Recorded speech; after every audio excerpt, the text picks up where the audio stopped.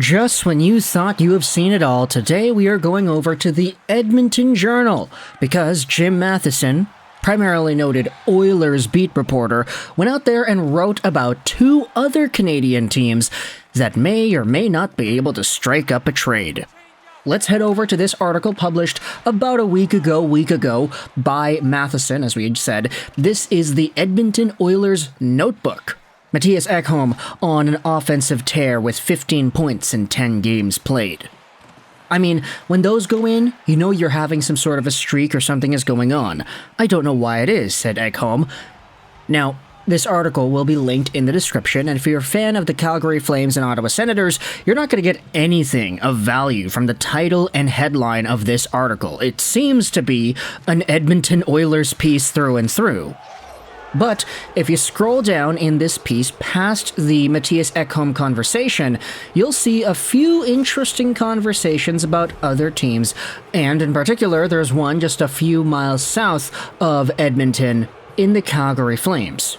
Let's read the more net issues part of this article, because it opens up by saying that Jacob Markstrom has struggled against the Edmonton Oilers, starting with the playoff series in 2022. He's lost 7 straight, counting postseason action. In the 3 meetings this season, he played the outdoor game here at Commonwealth Stadium in late October, while Dan Vladar got the other 2, a win and a loss. But with Vladar done for the season with hip surgery, Jacob Markstrom got the start at the Saddle Dome, maybe the last time we see him in the Battle of Alberta. It seems like a foregone conclusion that Jacob Markstrom will get traded, maybe at the draft, with a trade deadline deal with Jersey not coming off. And Markstrom, who has 2 years left at $6 million AAV, holds all the cards with his no-move clause. He has to okay any destination. Ottawa also needs a goaltender, and the Calgary Flames really like Sens center Shane Pinto. The LA Kings could be looking after this season, and the Devils, missing the playoffs, have veteran Jake Allen, and that's about it. If the Devils' talks get back on, maybe at the draft, perhaps the deal Calgary can make with them is to take winger Alexander Holtz, and not the preferred Dawson Mercer, presumably one of the farm goalies with some NHL experience, and maybe a draft pick. Would the Devils take that entire $6 million cap hit, or want a little retention? Now, we've talked about the New Jersey Jacob Markstrom thing in the past. We've made a bunch of videos about that entire conversation, but in this video, what I wanted to do instead was talk about the other Jacob Markstrom conversation brought up here. Could we see some sort of a deal involving Markstrom and Shane Pinto between Calgary and Ottawa? This would seem like blasphemy upon first glance, but there are some intriguing aspects to it if you wanted to dive deep into this conversation. Starting out with Jacob Markstrom, as we've talked about him and his profile in the past, $6 million a year till the end of next season, so not 2025, he expires in 2026, and his current save percentage is at a .906, 274 goals against in 46 games played. He doesn't have the best consistency from one year to the next. You just kind of have to hope that he gets off to the right start and is able to carry that momentum, but when Markstrom is on top of his game, he is one of the better goaltenders in the NHL. And already at 34 years old, he is an experienced veteran. It's kind of crazy how he got to this point already, but he is in that spot. The Calgary Flames had the option to trade Markstrom away earlier this trade deadline period with salary retained, but they did not want to do that. They didn't want to hold on to any salary, and as a result, they didn't end up moving him. They also started to win a bunch heading into that trade deadline period, so their decision-making was, hey, we can just hold on to this, we'll win a few games here, and we'll try to make the postseason because Markstrom's going on a run, and we're going on a run too. That didn't work. But now, you have yourselves Markstrom, who is in this spot where the one team that everybody thought he was going to in New Jersey kinda doesn't need him anymore.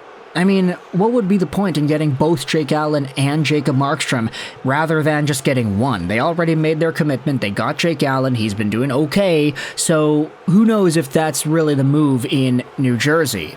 But for Ottawa, their goaltending situation was so bad this season that it's almost kind of unbelievable seeing how poorly these goaltenders have played.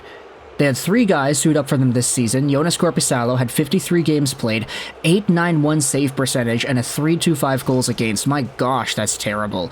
Anton Forsberg had an 885 save percentage and a 336 goals against in 28 games played, and Mads Sogaards had an 859 save percentage and a 405 goals against in 6 games himself. Imagine that, 3 goaltenders over a 3 goals against and one of them being over 4. Doesn't really feel good either when you acknowledge the contract situation. I mean, Joonas Korpisalo is signed on till the end of 2028, making $4 million a year. But if you talk about the need for a goaltender, Jacob Markstrom would be an immediate upgrade. The question is, though, would Shane Pinto be an appropriate return, or at least part of a return package, to make this go through? Pinto is 23 years old. He signed on till the end of this season, making $775,000, a dollar amount that probably should have been a bit higher if he did not go through the entire gambling scandal earlier last year. He missed out on half the season because of that and had taken a bit of a setback when that entire process went down. But Pinto, in his return to the lineup, has been pretty good. 26 points in 37 games played, on pace for about 29 points in half the season, which would be on pace in turn for about 58 points in a full 82-game season. Not bad at all. But the thing is with Shane Pinto, the fact that the Ottawa Senators like him a lot and the fact that he is such a valuable part of this top 6 makes it really difficult for me to believe that they'd be willing to part away with him for an old, aging goaltender like Jacob Markstrom. Like, I'm sorry, but Markstrom, sure, he signed on for 2 more seasons, but he's 34. There's really not that much projectability of Markstrom into the long term in the NHL. Meanwhile, for Shane Pinto, there is a ton of that. And since the Ottawa Senators have been focusing on building for the future, and sure, you could say there's an argument to be made that they want to be competitive now, are they really going to be able to do that? I mean, we've seen the way this team has been assembled, and we see the guys that are on this roster. There's a lot of disappointment going around in Ottawa. And I don't know if trading away one of your better forwards is the response to go out there and fix that. Sure, you're getting Jacob Markstrom, but how long does that last? Once Markstrom's contract expires and once he retires, then what? You need to get another goaltender once more. Assuming you don't trade away Korpisalo in this trade, you're going to have him on the books till the end of 2028 anyway, which is far beyond when Jacob Markstrom's contract expires too.